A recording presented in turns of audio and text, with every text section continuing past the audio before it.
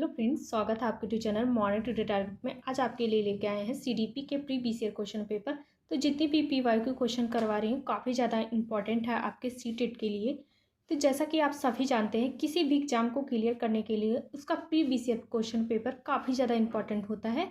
इससे आपको लगेगा कैसा क्वेश्चन सीबीएसई पूछता है और कैसा क्वेश्चन का पैटर्न है, आपको काफ़ी ज़्यादा हेल्प मिलेगी। तो जितने भी प्री बीसीए क्वेश्चन करवा रही हूँ, जितने भी प्री बीसीए क्वेश्चन करवा रही हूँ, अच्छे से कर जाइए। आपको काफ़ी ज़्यादा अपने एग्ज़ाम को पास करने में हेल्प मिलेगी। तो चलते हैं क्वेश्चन पे और बताइएगा आपका स्कोर कितना है। और जो लोग चैनल पे नए होंगे वह सब्सक्राइब कर लेंगे, जिससे जो भी मेरी क्लासेस होगी सारी क्लासेस आपको मिलती रहेगी। तो पहला क्वेश्चन है, चौमस्की के अनुसार कौन सा कथन सही है? तो बताइएगा।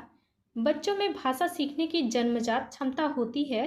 दूसरा है, बच्चों में भाषा सीखने की जन्मजात क्षमता नहीं होती है।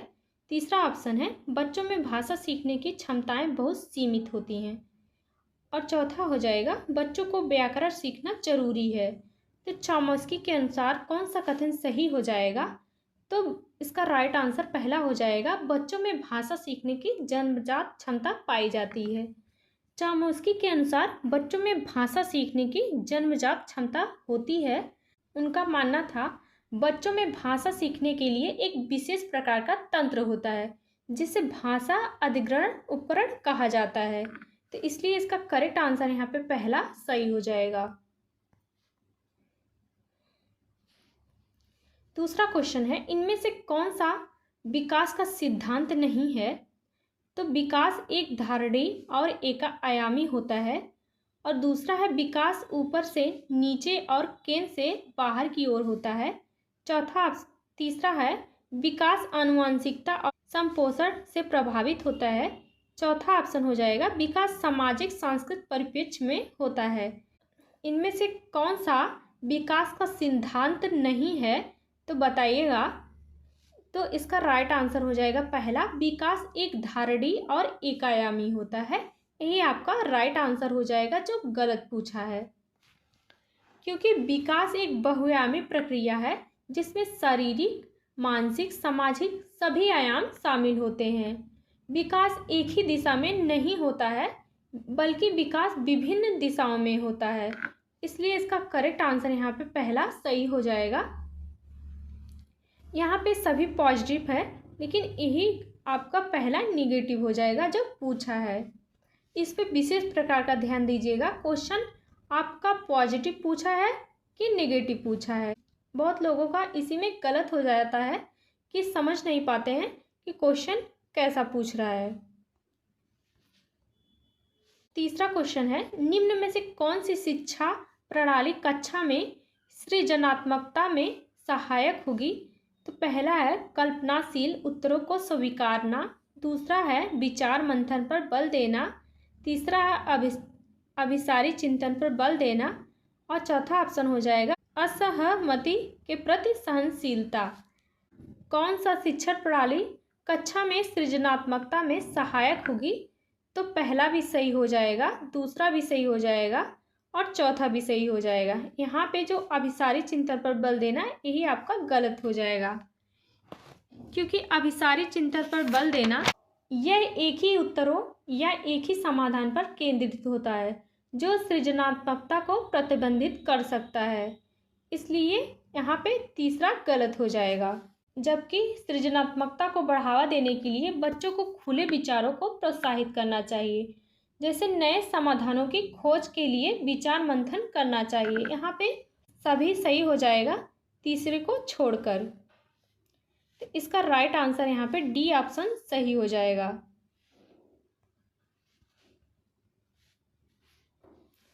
नेक्स्ट क्वेश्चन है, पियाजे के अनुसार निम्नलिखित में से कौन सी अवस्था में बच्चा अमूर्त संकल्पनाओं के विषय में तार्किक चिंतन करना आरंभ करता है? तो पहला है, मूर्त संक्रियात्मक अवस्था 7 से 11 वर्ष। दूसरा है, औपचारिक संक्रियात्मक अवस्था 11 वर्ष के ऊपर। तीसरा है, संवेदी प्रेरक अवस्था जन्म से 2 वर्ष। चौथा ऑप्शन हो जाएगा, पूर्व संक्रियात्मक अवस्था 2 से 7 वर्ष। तो पियाजे के अनुसार कौन सी अवस्था में बच्चा अमूर्त तार्किक चिंतन करना आरंभ करता है। तो इसका राइट आंसर हो जाएगा दूसरा, औपचारिक संक्रियात्मक अवस्था, जो 11 वर्ष से ऊपर होती है। औपचारिक संक्रियात्मक अवस्था यह पियाजे के संज्ञानात्मक विकास सिद्धांत की अंतिम अवस्था है, जो 11 वर्ष आयु से शुरू होती है। तो याद रखिएगा, इसका करेक्ट आंसर यहाँ पे दूसरा सही हो जाएगा। नेक्स्ट क्वेश्चन है, एक बच्चा जो आंशिक रूप से देख सकता है उसे घर पर शिक्षा प्राप्त करने के लिए प्रेरित करना चाहिए। दूसरा है एक अलग संस्थान में रखने की जरूरत है। तीसरा है समावेशी प्रावधानों का पालन करने वाले नियमित स्कूल में जाना चाहिए। तो यहाँ पे इसका करेक्ट आंसर यहाँ पे तीसरा सही हो जाएगा। नेक्स्ट क्वेश्चन है, निम्न में से कौन सा समावेशन का नियम है? तो विभेदन भेदभाव, दूसरा है मानकीकृत अनुदेशन, व्यक्तिगत विभिन्नता को स्वीकार करना, तीसरा है, चौथा ऑप्शन हो जाएगा पृथक्करण और नामांकित करना। तो कौन सा समावेशन का एक नियम होगा? तो इसका राइट आंसर तीसरा हो जाएगा, व्यक्तिगत विभिन्नता को स्वीकार करना। समावेशी शिक्षा का मतलब है सभी बच्चों को एक ही समान शिक्षा प्रणाली में शामिल किया जाना चाहिए, चाहे उनकी व्यक्तिगत क्षमता कैसी भी हो, सबको समान अवसर उपलब्ध कराना चाहिए। समावेशी शिक्षा का सिद्धांत यही होता है, इसलिए इसका राइट आंसर यहाँ पे तीसरा सही हो जाएगा। नेक्स्ट क्वेश्चन है, निम्नलिखित में से कौन सा कारक कक्षा में सार्थक अधिगम का पक्ष लेता है? तो पहला है बच्चों को पढ़ाने के लिए अभिप्रेरित करने हेतु परीक्षणों की संख्या को बढ़ाना। दूसरा है बच्चों को पढ़ाने के लिए अभिप्रेरित करने हेतु पुरस्कारों को बढ़ावा देना। तीसरा है निर्देशन के लिए केवल व्याख्यान विधि को अपनाना। चौथा ऑप्शन हो जाएगा विषय वस्तु तथा बच्चों के संपूर्ण कुशल क्षेत्र एवं अधिगम के प्रति सच्चा सरोकार रखना। तो इसका राइट आंसर यहाँ पे हो जाएगा फोर ऑप्शन, विषय वस्तु तथा बच्चों के संपूर्ण कुशल क्षेत्र एवं अधिगम के प्रति सच्चा सरोकार रखना, यही आपका राइट आंसर यहाँ पे चौथा सही हो जाएगा।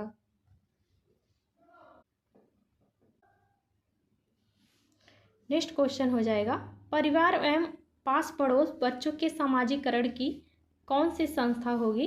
तो मनोवैज्ञानिक एजेंसियां हैं। दूसरा है प्राथमिक एजेंसियां, तीसरा है मध्य एजेंसियां, चौथा ऑप्शन हो जाएगा द्वितीय एजेंसियां। तो परिवार एवं पास पड़ोस बच्चों के समाजीकरण की कौन सी संस्था होगी? तो इसका राइट आंसर हो जाएगा प्राथमिक एजेंसियां। इसका करेक्ट आंसर यहाँ पे दूसरा सही हो जाएगा। किसी वस्तु के अस्थायित्व की अवधारणा पियाजे के विकास के चरण में प्राप्त हो जाती है। तो पहला है पूर्व परिचालन, दूसरा है मूर्त परिचालन, तीसरा है औपचारिक परिचालन, चौथा ऑप्शन हो जाएगा संवेदी कामक। तो वस्तु अस्थायित्व की अवधारणा पियाजे के विकास के किस चरण में प्राप्त हो जाती है? इसका राइट आंसर यहाँ पे फोर ऑप्शन सही हो जाएगा संवेदी कामक। वस्तु अस्थायित्व की अवधारणा संवेदी कामक चरण का महत्वपूर्ण हिस्सा है, जो जीरो से 2 वर्ष, जिसमें बच्चे अपनी इंद्रियों और मोटर गतिविधियों के माध्यम से दुनिया को समझते हैं। तो इसलिए इसका करेक्ट आंसर यहाँ पे फोर ऑप्शन सही हो जाएगा। नेक्स्ट क्वेश्चन है, पियाजे के अनुसार विशिष्ट मनोवैज्ञानिक संरचनाओं अनुभव से सही अर्थ निकालने के व्यवस्थित तरीकों को क्या कहा जाता है? तो पहला है मानसिक मैप, दूसरा है मानसिक उपकरण, तीसरा है स्कीमा, चौथा ऑप्शन हो जाएगा प्रतिमान। तो पियाजे के अनुसार विशिष्ट मनोवैज्ञानिक संरचनाओं अनुभव से सही अर्थ निकालने के व्यवस्थित तरीकों को क्या कहा जाता है? तो वह हो जाएगा स्कीमा। स्कीमा ज्ञान की संरचना या मानसिक मॉडल होता है, जो हमें दुनिया को समझने और व्याख्या करने में मदद करता है। इसलिए इसका करेक्ट आंसर यहाँ पे तीसरा सही हो जाएगा। नेक्स्ट क्वेश्चन है, कोहलबर्ग के अनुसार शिक्षक बच्चों में नैतिक मूल्यों का विकास कर सकता है, तो कैसे व्यवहार किया जाना चाहिए इस पर कठोर निर्देश देकर। दूसरा है धार्मिक शिक्षा को महत्व देकर, तीसरा ऑप्शन है व्यवहार के स्पष्ट नियम बनाकर, चौथा ऑप्शन हो जाएगा नैतिक मुद्दों पर आधारित चर्चाओं में उन्हें शामिल करके। इसका राइट आंसर हो जाएगा यहाँ पे 4 ऑप्शन, नैतिक मुद्दों पर आधारित चर्चाओं में उन्हें शामिल करके। कोहलबर्ग के नैतिक विकास के सिद्धांत के अनुसार बच्चे नैतिक तर्क और निर्णय लेने के लिए अपनी नैतिक समझ को विकसित करते हैं। तो इसका करेक्ट आंसर यहाँ पे 4 ऑप्शन सही हो जाएगा। नेक्स्ट क्वेश्चन है, पियाजे तथा वाइगोस्की के अनुसार एक संरचनात्मक कक्ष में अधिगम कैसा होता है? तो शिक्षक द्वारा लिखवाया जाता है तथा विद्यार्थी निष्क्रिय प्राप्तकर्ता होते हैं। दूसरा है उद्दीपक तथा अनुक्रिया के जोड़ से होता है। तीसरा ऑप्शन हो जाएगा शिक्षक द्वारा पुनर्बलन किया जाना। चौथा ऑप्शन हो जाएगा शिक्षार्थियों द्वारा स्वयं सृजित किया जाता है जो एक सक्रिय भूमिका निभाते हैं। तो पियाजे तथा वाइगोस्की के अनुसार रचनात्मक कक्ष में अधिगम कैसा होता है? तो इसका राइट आंसर यहाँ पे 4 ऑप्शन सही हो जाएगा, शिक्षार्थियों द्वारा स्वयं सृजित किया जाता है। पियाजे तथा वाइगोस्की के अनुसार एक संरचनात्मक कक्ष में अधिगम बच्चों द्वारा स्वयं सृजित किया जाता है जो बच्चों के सीखने के लिए सक्रिय भूमिका निभाते हैं। तो इसका करेक्ट आंसर यहाँ पे 4 ऑप्शन सही हो जाएगा।